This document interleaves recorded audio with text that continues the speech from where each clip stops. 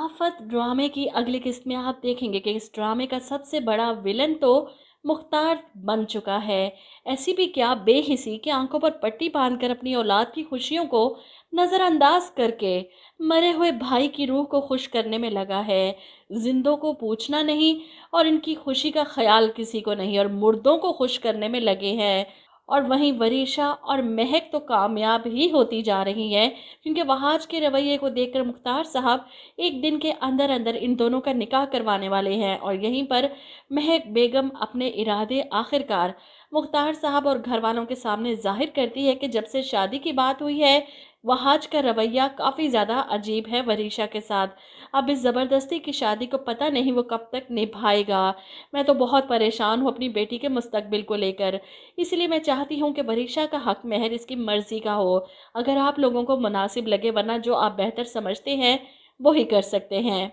अब मुख्तार साहब और बीजान के सामने वो वाज़ेह अल्फाज में घर की बात तो नहीं करती, लेकिन वरीशा पर सारी बात छोड़ देती हैं कि ऐन निकाह के वक्त वो इस घर की डिमांड करेगी हक महर के लिए, और तब ये लोग इनकार भी नहीं कर सकेंगे। लेकिन वहीं दूसरी तरफ मेहरुन्निसा वहाज को उकसाती हैं कि मैं कभी भी नहीं चाहती कि तुम वरीशा से शादी करो।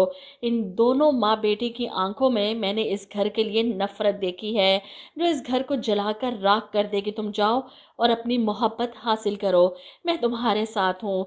वो वहाज को भेज देती हैं शीरीन की तरफ, जहाँ पर उमर और उसकी फैमिली आए बैठे हैं शिफा के रिश्ते के लिए। अब जफ़र साहब तो जिस तरह मुख्तार साहब से लड़कर ये रिश्ता ख़त्म करके आए हैं, इसके बाद फौरी तौर पर अपनी बेटी की शादी करवाना चाहते हैं, और उमर से बेहतर इनके नज़दीक कोई और रिश्ता हो ही नहीं सकता। इसलिए उमर की फैमिली को घर पर बुलाते हैं। अब वहाज गेट से चौकीदार के रोकने के बावजूद भी अंदर आता है, किसी की नहीं सुनता, सीधा अंदर आता है। उन लोगों को देखकर हैरान होता है, ये सब क्या हो रहा है? ये मेरी और शिफा की ज़िंदगी का मामला है, इसका फैसला कोई और नहीं कर सकता। जफ़र साहब गुस्से से चिल्लाते, तुम्हारी हिम्मत कैसे हुई मेरे घर में घुसकर मेरे मेहमानों से बदतमीज़ी करने की? जिस पर वहाज भी चिल्लाता है कि मैं शिफा को किसी और का नहीं होने दूंगा। शिफा भी इसकी आवाज़ सुनकर बाहर आ जाती है और उसे रोकने की कोशिश करती है। जब वहाज शिफा को पकड़ता है, इसके आंसू देखकर सब घर वालों पर चिल्लाता है कि आप लोगों को क्या ज़बरदस्ती ये शादी करवानी है? शिफा की शक्ल नज़र नहीं आ रही आपको कि वो कितनी नाखुश है इस रिश्ते से? एक ही दिन में बरसों का बीमार कर दिया इसे, और ये लाल जोड़ा, ये जेवर ज़बरदस्ती पहनाया गया इसे। ये तो खुशी से तैयार भी नहीं हुई अपनी, तो आपके बेटे से शादी क्यों करेगी? वो उमर के पेरेंट्स को आईना दिखाता है वहाज को चुप करवाने के लिए। शिफा चिल्लाती है, तो क्या करूं मैं, बताओ मुझे, बाप की इज्जत का मान रखूं या तुम्हारी मोहब्बत का? शिफा की बात बात सुनकर वहाज हैरान रह जाता है, ये क्या कह रही हो तुम? ऐसे में जफ़र साहब आगे बढ़ते हैं, गार्ड्स को बुलाते हैं और धक्के देकर वहाज को घर से निकाल दिया जाता है। शिफा भी पीछे भागती है इन्हें रोकने के लिए, लेकिन इस बार वो किसी की नहीं सुनते। जो तमाशा वहाज ने लगाया है, इसके बाद मज़ीद कोई तमाशा ना हो, इसलिए वो उमर और इसके पेरेंट्स से कहते हैं कि आप आज ही शिफा को अंगूठी पहना कर जाएं। शिफा अब आप लोगों की अमानत है।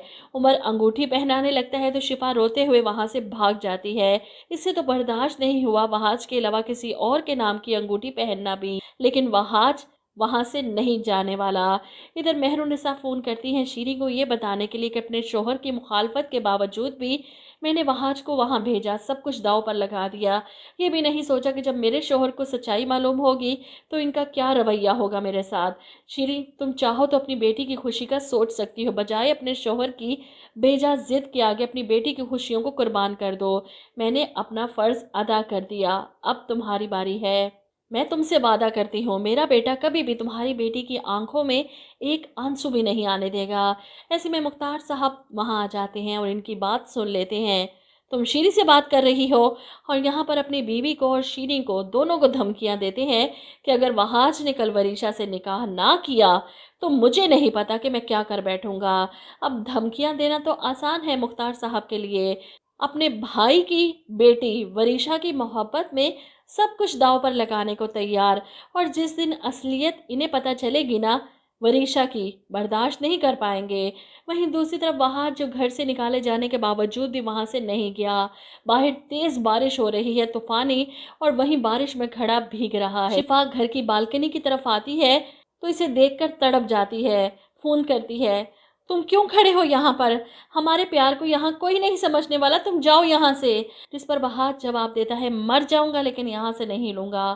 اور مجھے لگتا ہے کہ یہاں پر شیریں ظفر کو منا ہی لیں گی بہاج اور شفا کے نکاح کے لیے۔